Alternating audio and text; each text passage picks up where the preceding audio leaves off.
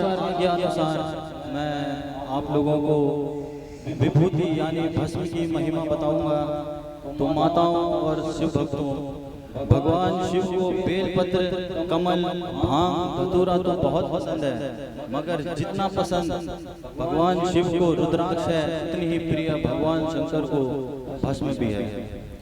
शिव पुराण में एक श्लोक है जो भस्म की महिमा बताता है कि ब्रह्माणां विष्णुरावापि रुद्रेणां मुनिभिः भस्माधारण महात्म्यं न शक्यं परिभाषितम्।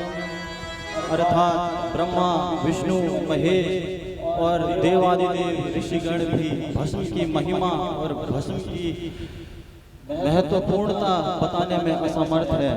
शिव पुराण में भस्म की महत्व बताते हुए एक कथा प्रचलित है, वह कथा मैं आपको सुनाता हूँ। तो पूर्व काल में एक व्यक्ति था जिसका नाम नानक राम था। वह शिव भगवान का बहुत बड़ा भक्त था और शिव भगवान को बहुत मानता था, मगर उसकी एक ही दिक्कत थी कि वह आलसी बहुत था। वह न भगवान शिव की स्तुति करता, न कोई जाप करता, न संकीर्तन करता। वह बस भगवान शिव में भरोसा रखता और भगवान शिव को बहुत मानता। एक बार उसके गांव में एक साधु आए, तो सारे गांव वाले अपनी समस्या लेके उस साधु के पास गए। बहुत से लोग अपनी समस्या लेके उसके पास गए। वह भक्त भी अपनी समस्या लेके साधु के पास गया। वह भक्त जब साधु के पास पहुंचा तो उसने साधु से कहा कि महाराज, मैं शिव भगवान का बहुत बड़ा भक्त हूँ और मैं उनमें काफ़ी विश्वास रखता हूँ, मगर मेरे साथ एक समस्या है। मैं अपने आलस्य के कारण न उनकी स्तुति कर पाता हूँ, न उनका जाप कर पाता हूँ। मुझे इसका कुछ उपाय बताए। तो वह साधु मुस्कुराए और उसे उपाय बताया कि तुम्हें स्तुति, वंदना और जाप करने का कोई आवश्यकता नहीं है। तुम बस जब प्रातः काल उठो तो एक ऐसे व्यक्ति के दर्शन करके भोजन पाना जो प्रतिदिन भस्म धारण करता हो और भगवान शिव का जाप करता हो। वह यह सुनकर वह भक्त बहुत प्रसन्न हुआ, क्योंकि उसके घर के बगल में ही एक कुम्हार रहता था जो प्रतिदिन शिव की वंदना करता और भस्म धारण करता। तो वह यह सुनकर प्रसन्न हुआ और बोला कि महाराज, मेरे तो बगल में ही एक कुम्हार रहता है जो रोज भस्म लगाता है, इसके दर्शन तो मैं अपनी खिड़की से ही कर लूंगा।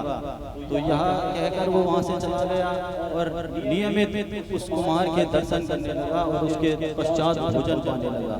एक बार कुम्हार की मिट्टी खत्म हो चुकी थी, तो वह प्रातः काल उठकर नदी में मिट्टी लेने चला गया। वह नानक राम जब उसके दर्शन के लिए उसके घर पहुंचा तो उसने पाया कि कुम्हार तो वहाँ है ही नहीं। काफी प्रतीक्षा करने के बाद जब वह कुम्हार नहीं आया तो वह भूख के मारे विचलित होने लगा और उसने उसकी धर्मपत्नी से पूछा कि आज कुम्हार कहाँ गए हैं। तो उन्होंने बताया कि कुम्हार तो मिट्टी लेने गए हैं, क्योंकि हमारी मिट्टी खत्म हो गई है, तो वह बर्तन बनाने के लिए जो मिट्टी लगती है उसे लेने तालाब गए हैं।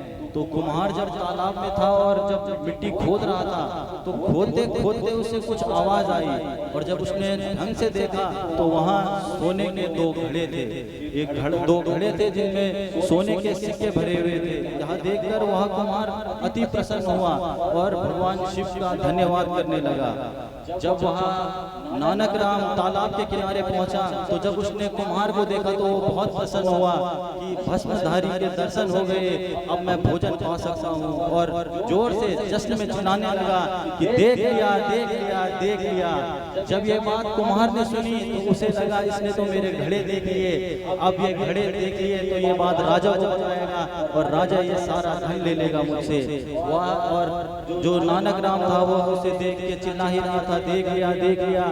यह सुनकर वो कुम्हार गुस्से में चिल्लाया, अरे देख लिया तो देख लिया, अब एक तू रख ले और एक मैं रख लेता हूँ।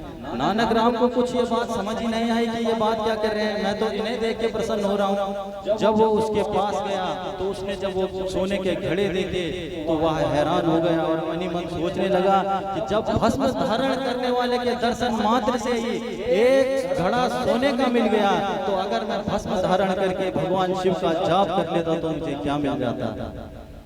तो यही एक कथा थी जो भस्म की महिमा बताती थी, मगर वैज्ञानिक रूप से विभूति के कई महत्व हैं। पहला महत्व तो यह है कि भस्म धारण करने से बुरी ताकतों से हमें सुरक्षा मिलती है। भस्म करने के सेवन से आयुर्वेद में ये बताया गया है कि कई प्रकार की भस्म होती है और हर एक प्रकार की भस्म कई रोगों को नष्ट करने में सक्षम होती है। इसके साथ ही यह मानसिक और शारीरिक शांति प्रदान करता है। जब आप भस्म माथे पे लगाते हैं तो एक अलग ही ठंडक महसूस होती है, वह शारीरिक शांति प्रदान है। और जब आप उसको लगा के जाप करते हो तो आपको मानसिक शांति प्रदान होती है।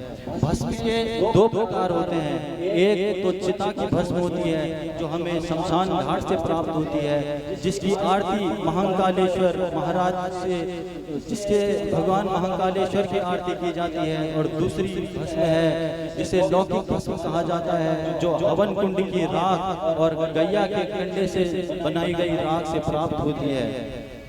भस्म धारण करने के तीन तरीके हैं। भस्म को कहाँ कहाँ धारण करना चाहिए? पहला तो है बाहों के बीच, जो नेत्रों के बीच भस्म लगाया जाता है सर्वप्रथम, जहाँ पर आज्ञा चक्र होता है। दूसरे गले के गड्ढे में जहाँ विशुद्धि चक्र होता है। और तीसरा छाती के मध्य में जहाँ अनाहत चक्र होता है। तो शिव भक्तों, ये तो थी भस्म की महिमा। इसके साथ हम शिव की एक स्तुति करेंगे। तो आप सब मेरे साथ एक स्तुति कीजिएगा। हरि ओम नागेंद्र हाराय त्रिलोचनाय भस्मांगराय महेश्वराय नित्याय सुताय दिगंबराय तस्मै नकाराय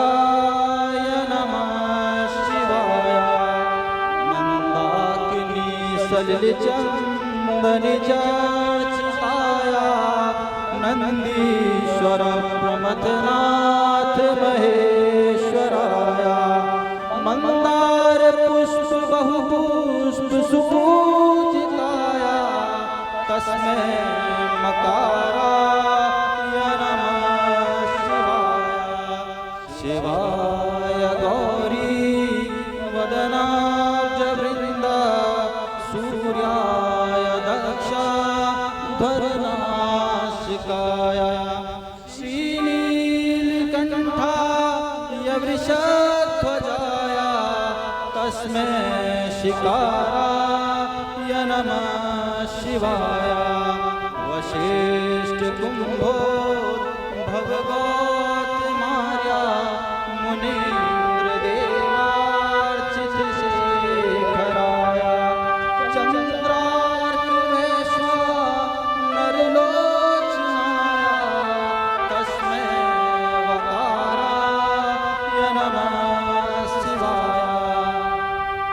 पंचाक्षरमिदं पुण्यं या पठे शिव संगिलो शिवलोकमवाप्नोति शिवेन सह मोदते। एक शिव भगवान का छोटा सा भजन की 3 तर्ज अगर आप मेरे साथ गाएंगे। भोले तेरे चरणों की गर धूल जो मिल जाए।